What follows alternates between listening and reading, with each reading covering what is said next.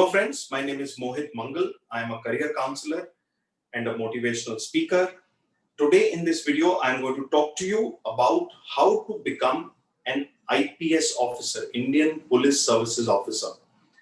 I interact with thousands of students every year, and one very common question which children feel very connected with and they aspire to become one of the profession is the profession of a police officer.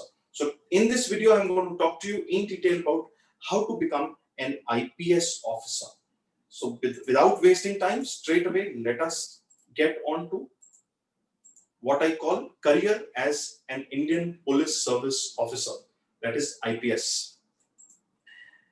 I will talk in detail about how to become an IPS officer. We shall talk about the roles and responsibilities of an IPS officer, qualities required in a candidate who wish to join Indian Police Forces or Indian Police Services, the ranks and the entry options, eligibility for the common entry point, that is the civil services exam, and then I will talk to you detail about the civil services exam and the selection procedure. Starting with the role of Indian Police Services or understanding Indian Police Services, IPS is one of the three arms of the All India Services, which include other two services as Indian Administrative Services and Indian Foreign Services. IPS commands and provide leadership to states and union territories, police forces, and also it gives leadership to the central armed police forces, beyond which the people from IPS also head NSG, NDRF, NIA, Intelligence Bureau, Research and Analysis Wing, Central Bureau of Investigation, and other law enforcement agencies. Primary tasks of IPS include law enforcement, criminal investigation, security intelligence, internal as well as external, counterterrorism, public order, VIP protection, and disaster relief, etc. The candidate who wishes to become an IPS officer should be academic and people-oriented, extremely good with reading and remembering, good at interpersonal skills, ready to work at high pressure, ready to handle crisis situation, disciplined, adventurous, ready to follow directions, and above all, definitely one needs to be physically fit. The ranks in the Indian Police Services, I'm going to go from top to bottom. The highest rank is the rank of the Director General of Police or the Commissioner of Police. Next to that is the Additional Director General of Police or the Special Commissioner of Police. Next is Inspector General of Police, IGP, or the JCP, Joint Commissioner of Police. Then Deputy Inspector General of Police, also designated by the state governments as the ACP, Additional Commissioner of Police. Then is the Senior Superintendent of Police, also designated as the DCP, that is the Deputy Commissioner of Police, followed by Superintendent of Police, or in certain states, they are also known as the Deputy Commissioner of Police, Additional Superintendent of Police, or ADCP, that is Additional Deputy Commissioner of Police, and the Deputy Superintendent of Police, which is known as DYSP, or also designated as the ACP, that is the Assistant Commissioner of Police. The entry options to IPS are through the civil services examination, which is conducted by UPSC, or through the limited competitive examination conducted by the Union Public Service Commission, which is very rarely done. And obviously, the third option is through promotion of the state police services officers to the Indian Police Services. The training which is conducted for the Indian Police Services is once a candidate is selected through the civil services exam, all officers of the Indian Police Service undergo probationary training at the Lal Bahadur Shastri National Academy of Administration, Mussoorie, and then they join the Sardar Vallabhbhai Patel National Police Academy, Hyderabad. After successful completion of probation, officers are confirmed in the service. Also, there is a provision of mandatory mid-career training for Indian Police Service officers spread across the entire service span. Before I move on to the civil services exam details, I request you to post your questions or comment in the comment section below, and I'll be happy to share my latest career guide worth rupees 250 free of cost with you. Let's start with the civil services exam, which is conducted by UPSC. Eligibility for same remains nationality, citizen of India. Educational qualification, candidate should have done graduation degree from a central, state, deemed, private or open university. Even a degree received through correspondence or distance education is acceptable.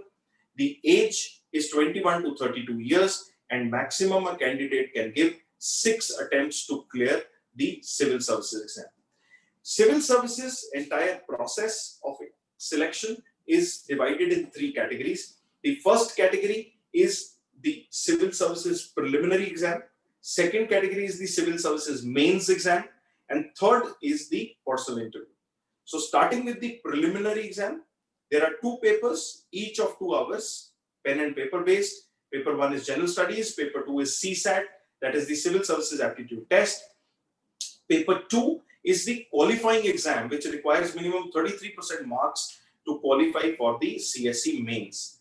For paper 1, there are 2 marks for each correct answer, and for paper 2, there are 2.5 marks for each correct answer, and 33% marks shall be deducted if the answer goes wrong. Then we move to the civil services main exam. In total civil services main exam, there are 7 papers. Each paper is of 3-hour duration. It's a pen and a paper based exam. Paper 1 is a written essay.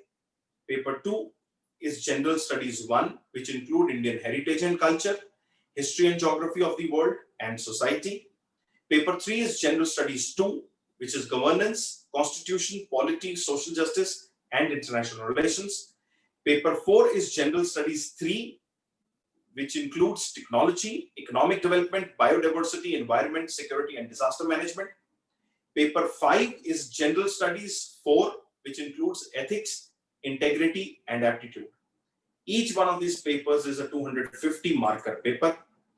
Then paper 6 and paper 7 include optional subjects, which can be chosen from a list of subjects, which I'll share with you in the next slide. These 2 papers again are of 250 marks each. So the subtotal of the written test is 1750 marks, following which you are invited for a personal interview if and only if you clear the mains part. So who qualify the main are called for personal interview. This number is generally twice the number of the total vacancies which are published for that particular year, and the marks for the interview are 275. The final merit list which is made out of 2025 marks. The optional subjects can be chosen for paper number 6 and 7 amongst agriculture, anthropology, chemistry, geography, history, political science and international relations, commerce and accountancy, economics, management, mathematics, mechanical engineering, psychology, public administration, sociology, electrical engineering, physics, zoology, medical sciences, animal husbandry and veterinary sciences, botany, civil engineering, geology, law, philosophy, or statistics. And finally, for IPS, one needs to meet physical standards. So Indian Police Services is a technical service, and candidates will not be accepted if they do not meet the minimum standards of height and chest girth. Minimum height for male candidates is 165 centimeters. Minimum height for female candidates is 150 centimeters. Expanded chest girth for male candidates is 84 centimeters, and expanded chest girth for female candidates is 79 centimeters. Candidates should also be able to expand the chest size by 5 centimeters. I hope this gives you sufficient clarity about how to join Indian Police Services. If you are still confused, seek career counseling. You can connect with my office at 7600 You can follow me on social media at Facebook, LinkedIn, YouTube, or Instagram. My ID is IQUEMOHIT, and my website is www.mohitmangal.com. Please do not forget to post your question or comment in the section below. I'll be very happy to help you by sending you my latest career guide completely free of cost. Thank you.